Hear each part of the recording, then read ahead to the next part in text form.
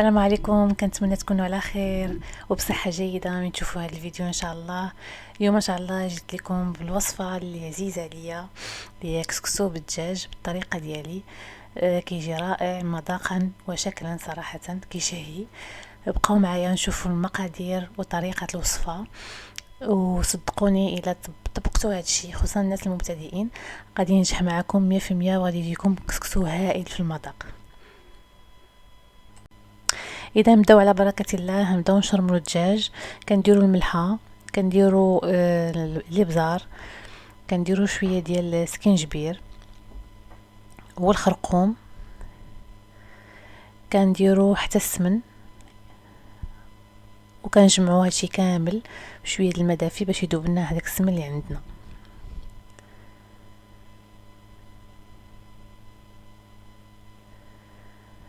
صافي، وكنشرملو الدجاج وكنخليوه يترقد شي شويه. كنشرملوه مزيان باش يدخلو الاقامه، وكنخليه يرتاح شويه بين ما نمشيو نوجدو شنو غنديرو في الطنجره ديالنا. علاش كندير الماء سخون بالنسبه للسمن؟ لانه كيكون جامد، خصوصا دابا شويه يعني الجو بارد، يعني في الشتوى. الا كان في الصيف راه خلاص تيكون يعني بحال شي شويه دايب، ما كنحتاجوش داك الماء دافي. صافي كنشرملو الدجاج وكنمشيو للطنجره اللي كنديرو فيها بصله مشلضه،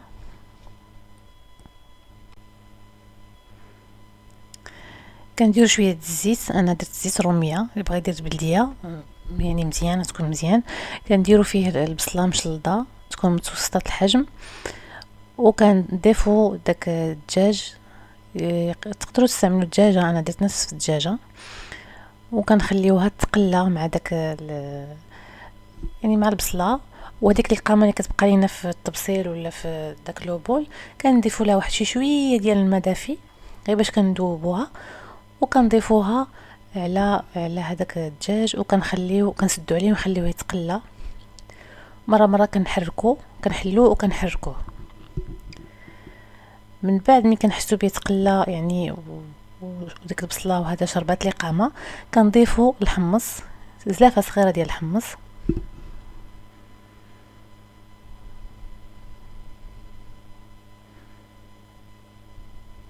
وهنا غادي نضيفو على الدجاج الخضره اللي مكتشد شويه الطياب باش طيب معاه. بحال مثلا عندي خيزو كيشد الطياب، اللفت كيشد الطياب، الحمص حتى هو اللي ضفنا على حساب الخضره اللي غتستعملوا. الخضره اللي كتشد الطياب بزاف كنضيفوها في الاول مع الدجاج، وكنديرو يعني كنمرقوا بالماء يكون سخون، وكنسدوه على الدجاج باش يطيب. كنضيفو هنايا واحد القبطه ديال القزبر ومعدنوس باش كتطلق البنه. صافي، وكنمرقوا بالماء سخون وكنخليوه يطيب على خاطرو. وفي هذا الاثناء كنمشيو نحضروا الكسكسو ديالنا اللي غادي نستعملو باش نديروه يتفور.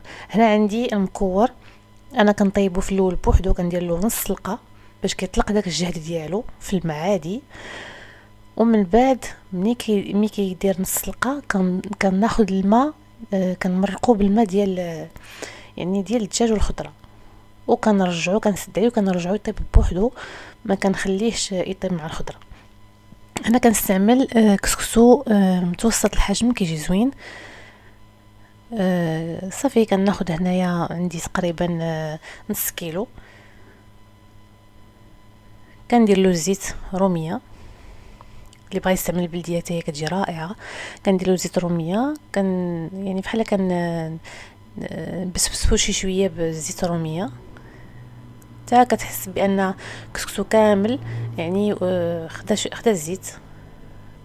صافي كنديرو في الكسكاس، وكندير له التفويره الاولى. ملي كيبدا يبان لينا بان داك البخار بدا كيخرج من الكسكسو او من الكسكاس، كنحسبوا واحد 5 ديال الدقائق، ما بين 4 حتى 5، وكنعاودو نرجعوه للقصريه. هو هنا باقي سخون، انا رجعته وبديت كنفزقو بالماء. ما حدك انت كديري ليه الماء وهو كتشوف بان داك الماء كله كيشربو وكيتنفخ. غير نبقى نضيف الماء ما نتخلاش حتى ماشي يفزك بزاف، ولكن يعني بالقياس، حتى كتشوف بانها بدا كتحلو دوك الحبيبات ديال الكسكسو وشربوا لنا الماء. وكنضيف حتى الملحه، اللي بغا يخلط الملحه مع الماء يخلطها، اللي ما بغاش يضيفها هكاك بوحدها بحيدة. انا كنضيف الماء وكنحاول نخلط بيدي واخا سخون، وغيبان لكم بان هذوك الحبيبات بداو كيتحلوا ويعني يعني كيتنفخوا بحال كيتنفخوا. صافي غنرجعوا للكسكاس. ملي غيتحل كلشي غادي نرجعوا للكسكاس باش غيدير التفويره الثانيه. يمكن لكم في التفويره الثانيه تضيفوا مزيودات ديال الفلفله حاره، تيطلقوا تما واحد البنه رائعه، كديروهم للفوق في الكسكاس.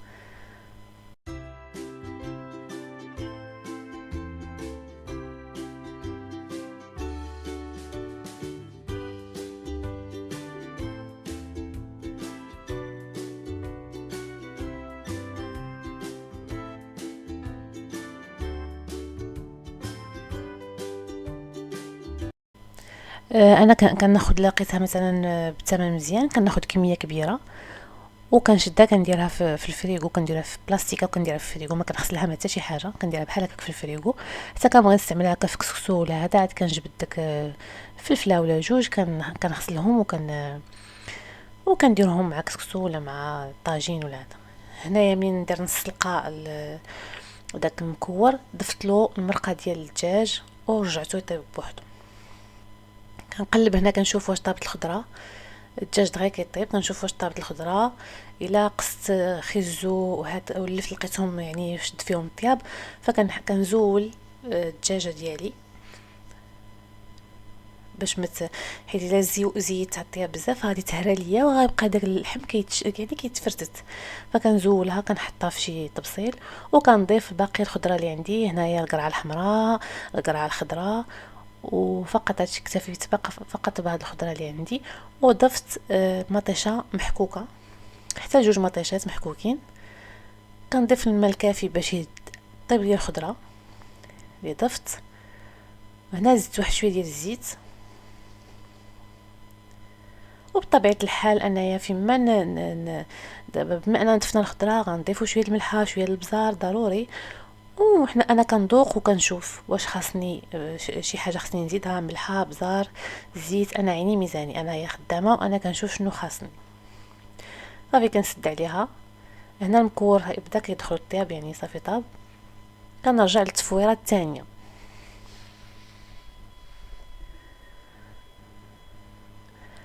هانتوما شوفوا معايا بان هذيك الفلفله طلقات شي شويه ديك الحروره ديالها، فانا زولتها باش ما تحرش ليا كسكسو.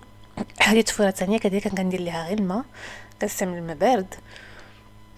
ما كنديرش ملحه لانني درتها وخدات يعني خدات الملوحه ديالها. كنبقى نضيف هنا الماء وانا كنحرك، وهي من الاحسن تحرك بيديك، ولكن هنا شويه سخون فاكتفي فقط بالمعلقه. كنبقى نضيف الماء حتى كنحس به يعني خدا الماء الكافي ديالو. بالنسبه للناس اللي مبتدئين ما غنديرش الماء بزاف تيولي عندي الماء يعني بحال غادي نمرق، انايا بحال غادي نسقي هذاك الكسكسو. لا، كنضيف الماء حتى كنشوف بان داك حبيبات الكسكسو كيتنفخوا وشربوا داك الماء. ما تيكونش عندي الماء شايط، ما تيكونش عندي الماء كاين في القصريه كيبان ليا.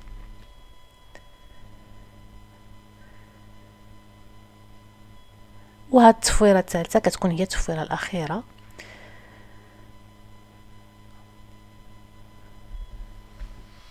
هنا خديت شويه كسكسو باش كنذوق. يعني من الخضره كتدخل الطياب كناخذ شويه د المرقه كنخلطها مع كسكسو باش كنشوف البنه واش هي هذيك ولا لا، واش الملوحه هي هذيك، باش حتى لا كانوا غيكونوا الضيافه ولا شي حد زايد ما كنتحشموش معاه، كتجي هي هذيك. ضروري هاد المرحله ما دار. تهلاو في راسنا حنا الاولين في الكوزينه غنشوفوا باش ما نتحشموش مع الناس. صافي كندوز للتفويره الثالثه. كتكون التفويره الثالثه والاخيره، يعني نقدر ما نديرهاش حتى نبغي نقدم الطبق باش كيبقى كسكسو سخون، لانه جوج تفويرات كافيين.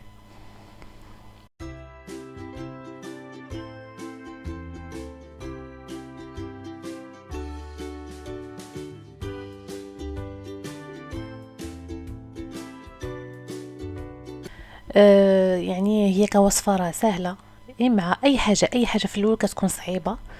اي حاجه في الاول كيكون فيها بزاف تساؤلات، ولكن مع الوقت كتولي تستغنى على يعني على اي وصفه شتيها ولا سمعتيها ولا مثلا كتنقل منها، كتولي انت كدير يعني انت كدير لي زاستوس ديالك وكتدير الاضافات وكدير بزاف د الحوايج.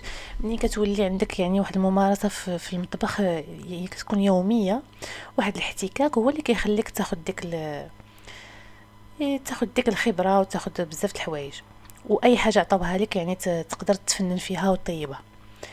صافي هنا التفويره الاخيره، الخضره كلشي طاب. بالنسبه للدجاج اللي بغى يدخلو الفران شي شويه تحمر، انا كنفضلو بحال هكاك. كيعجبني كتبقى فيه ديك البنه ديال المرقه، وهذا كيعجبني انا نخليه بحال هكاك. فرديتو الطنجره باش يسخن.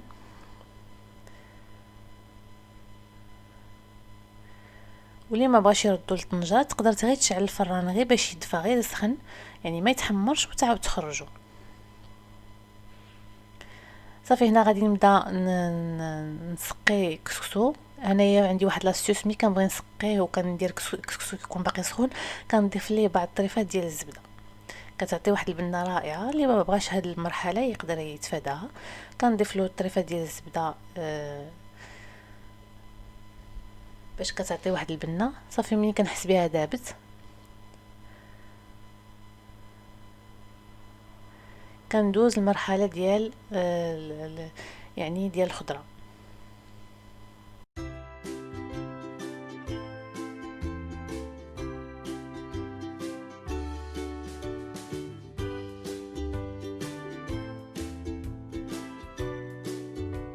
نتمنى الفيديو يكون واضح. حاولت ندوز المراحل كلهم يعني بالترتيب ويكونوا واضحين، وحتى في الشرح كنتمنى تكونوا يعني بالنسبه للناس اللي باقي عندهم مشكل مع هذا الطبق يعني يكون كلشي واضح. واي تساؤل تقدروا تخليوه لي في التعاليق، انا ان شاء الله غنجاوب على اي واحد سولني على شي حاجه.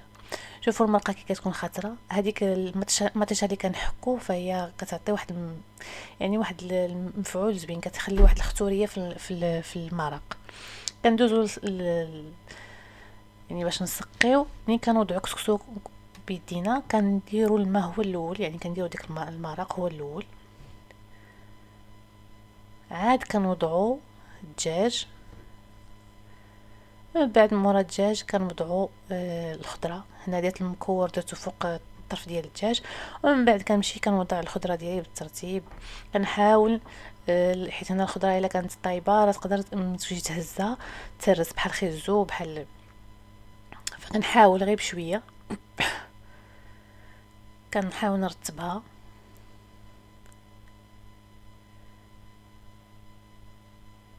كنوضع الخضره كلها، ومني كنسالي كنزيد يعني كنزيد المرق. وانا عيني ميزانيه، يعني ما نبقاش غير كنضيف المرق من بعد نلقى واحد الضايه ديال المرق. لا، كنضيف المرق وفي نفس الوقت كنحاول نشوف يعني الجناب ديال القصريه واش داكشي كافي، يعني واش هادوك واش كسكسو يعني حتى كل المرقه كافيه، ما يكونش كتير.